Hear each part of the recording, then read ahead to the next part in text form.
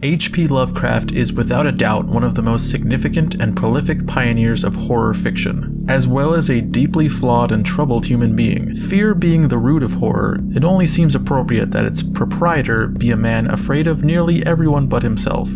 Maybe even himself. One of many creations wrought from H.P. Lovecraft's influence was the 2007 first-person horror adventure game Darkness Within: In Pursuit of Loath Nolder, a game that passed through many hands before its official release date, starting with Turkish developer Aiden Games, who shelved the title in 2005, then Zoetrope Interactive, who revived it and published it through Lighthouse Interactive, who then went bankrupt and left Darkness Within without a publisher until 2009, when it was saved by Iceberg Interactive, along with the Darkfall and Lost Crown games and Perspective series. A point-and-click adventure game with Lovecraft themes sounds like something... Would you stop screaming?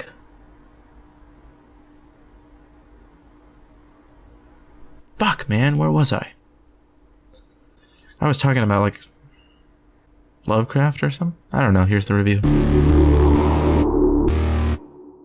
I keep a Necronomicon on my desk over here, partly to seem scholarly and, you know, like I'm a smart, well-read, this is some independent research. Also because the works of Lovecraft embody a great deal of themes and concepts I appreciate, like shadowy cults, ancient beings, insanity, and the overwhelming feeling that everything we see is a thin veneer over an unfathomable cosmic horror. Darkness Within doesn't stray very far from these familiar Lovecraftisms. In fact, I don't think it deviates from them in any recognizable way, aside from taking place in 2011 instead of the 1920s. Though it never outright addresses people or places already established by Lovecraft, it's clear what its sole inspiration is drawn from. Darkness Within opens in an asylum, where the protagonist, Howard Loreed, has been interred for a few weeks. There's a great deal of expected brooding as to whether or not he is truly mad, before we flash back to learn what brought him there. Howard is investigating the death of wealthy eccentric Clark Field, and for reasons that aren't made clear, his sole suspect is a former decorated private detective named Loath Nolder. From the very first moment you take control of Howard, it's clear that his grasp on reality is already suspect. But the further he delves into his investigation, the more that escalates. Mostly through notes and correspondence between associates, we begin to learn about Clark and Mr. Nolder's mutual appreciation of occult archaeology and fraternization with a mysterious and sinister cult. Along the way, Howard begins to hallucinate and experience large gaps of time he can't account for, and eventually Howard drops all pretenses of an investigation and starts operating out of pure curiosity and concern for his sanity. Darkness Within's... This game's plot seems to stagnate in this second act until it just kind of ends. That's my biggest gripe with this plot, is that there doesn't seem to be a distinguishable story arc. Howard's journey is not really a pursuit of Loath Nolder, a man whose absurd name I will not address. I think you run across him once and they just kind of talk and then he runs off. But everyone in this game is just a name. I'm just reading letters about these guys I know nothing about, trying to do something I don't know for reasons I don't understand. Also, why do the cultists know Howard, but Howard is hiding from them all the time? Maybe it's explained in the sequel, but that shouldn't be an excuse for making this one not have an intelligible storyline. Howard is just about the only character we hear from for most of the game, which makes the world of Darkness Within feel really lonely, and I actually enjoyed that. There is something to be said about the dreary and dark atmosphere that surrounds every location in this game. The only person Howard involves in his investigation is his friend Arthur, who is completely oblivious to what Howard is getting up to, and only communicates with him through phone calls. It's unfortunate that he seems to be lying to his only friend. I wish I had a friend, but for some reason I think people feel like I'm pushing them away.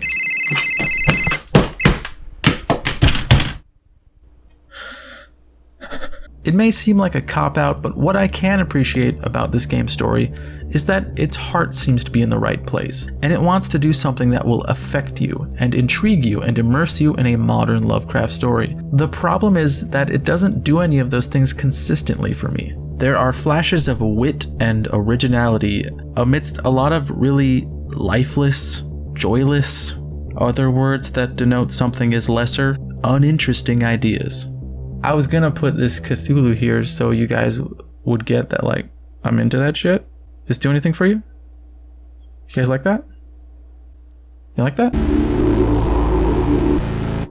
You'll find a lot of what you might expect from a point-and-click adventure game in Darkness Within, and a lot of it is done well. The 360 camera control feels immersive even if its range is limited occasionally, and your investigation brings you to a handful of really creepy locations that are lots of fun to explore. There is a simplistic elegance to this genre that is undermined by this game's thinking mechanic. While commendable to include something to break from tradition, this mechanic only proved to add a thick layer of frustration and confusion to my playthrough. My issue with this is that when faced with a problem, you're most likely gonna be smart enough to have already thought of the solution, but you have to sort of catch Howard up to speed by combining topics or clues in his head. Ends in a very specific manner, I might add. If you combine anything that isn't exactly what Howard needs, it may as well be nonsense to him. The inverse of this is also true, where on occasion Howard seems to know exactly what is needed to solve a puzzle, and I have no idea what to do. So I just start haphazardly combining all the clues. Probably the most outrageous example of this involves the most innocuous action that needs to be performed. You come across Clark Field's digital organizer, which is surprising to find in 2011, but in any case, you need to figure out the password to unlock it. Now, the only clue you get to opening it, well, I mean, real clue for you. Obviously there are clues you can access in Howard's mind, but the only actual clue for you in real life is a hint Clark left behind that says, "When will the triumphant witch be reborn?" If you've remembered that Howard coincidentally has a creepy book of poetry concerning witches, you can head back to his apartment and comb through it for more clues to add to Howard's mind menu. You do this by underlining things that seem important, and if they are, they will be saved in your inventory. Most of the things that end up being clues are usually names, numbers, or dates. So in this case, what you end up needing to underline are the phrases 18 years old, 6 children, mirrors, the Roman numeral for 11, and the date of Harold Gallo's death. Now you can't just add all these clues together and make Howard formulate the password. You need to add certain clues together to unlock more clues. So we add the clues mirrors and the Roman numeral for 11 to create a new clue called reverse of the sign, because the Roman numeral XI or 11 reversed in a mirror would be IX or 9. So then we combine the clues 6 children and reverse of the sign, because in order for the witch to be reborn we need 9 victims. But only 6 children died, so you get the clue 3 children left. Finally, we combine the clues 18 years old, 3 children left, and the date of Harold Gallo's death. Harold died in 1699, so then we multiply 18 by 3, which is 54, and then we add 1699 with 54, and that comes out to 1753, which is the password for the digital horn. Frustrating mechanics aside, there is a lot of fun exploration to have within Darkness with, I fucking wrote that.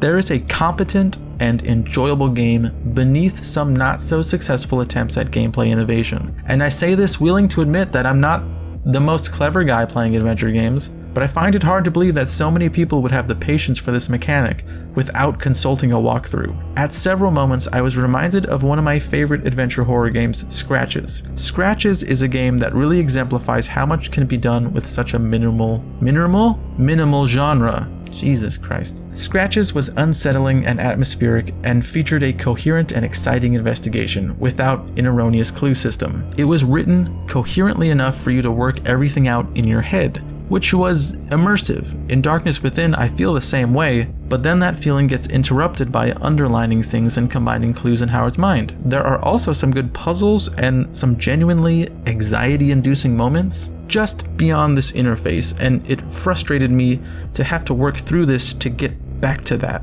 There's this wonderful sequence where you're poking around in the basement of a cabin owned by some cult members, and you can see the shadow of them descending the stairs, and I was genuinely panicked. That's a really great, effective moment. I just had to do math homework to get there. Darkness Within looks great. Of course, reviewing any game that's 6 or 7 years old and an indie game requires the stipulation that it most certainly looks dated, but it's visually in a sweet spot that I really enjoy for adventure games. It's detailed and environments look full and lived in. Most of the game's visual flaws are obscured by how relentlessly dark it is, which is something that usually upsets me, but it felt very appropriate and in line with the gloomy world of Darkness Within. What few interactions you'll have with other characters will be shrouded in night or through a blurry filter, but it's still apparent that character models and their animations aren't great. Characters may have been omitted due to limitation, but I enjoy how that affects the atmosphere. Voice work across the board is pretty passable. Howard's not the most expressive protagonist, but you can hear the subtle shifts in tone when he's frightened or confused, which is most of the time. However, since this is a Lovecraft story, I think it would have benefited from a bigger performance. I need a favor, Arthur. I found something and I need you to get it analyzed for me. Does this sound like someone who just had their apartment broken into and their antipsychotic medication stolen? I sound more upset when someone doesn't post a source link to a GIF. What the fuck is this world coming? It's a link between what's above and what's below. Below, down there, in the depths. I've seen it, I tell you. See what's down there. See, this guy gets it. I can be really picky about sound and music in an adventure game, especially a horror-themed one. Darkness Within has great ambience and sound effects. Every location is full of creaky floorboards and an ominous, windy room tone. Music is simple but used effectively and sometimes features some really cool chanting and Middle Eastern vocalizations. They create a great sense of foreboding. The track played over the end credits is really solid and made up for the lackluster ending. It has these distant, echoing percussions that keep building up in intensity until they sound like steam exploding out of a pipe. I'm feeling a strong 5 to a decent 6. Transition! I love you. And have a nice day. Forever.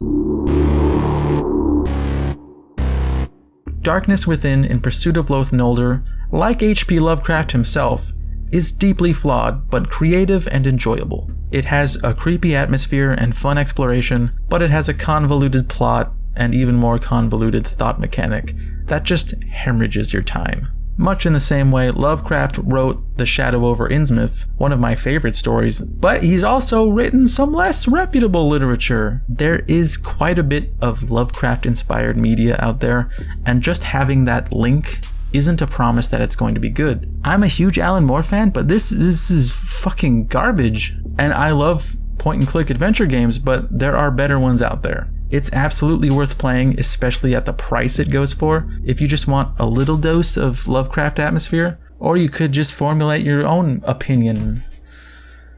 What am I even doing anymore? There's nothing in this glass.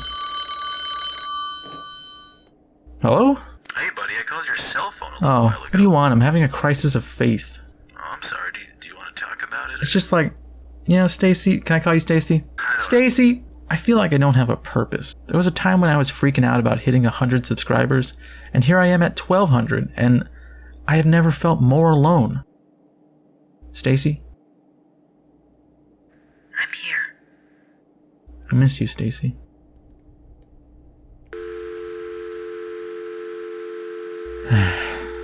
She never says it back.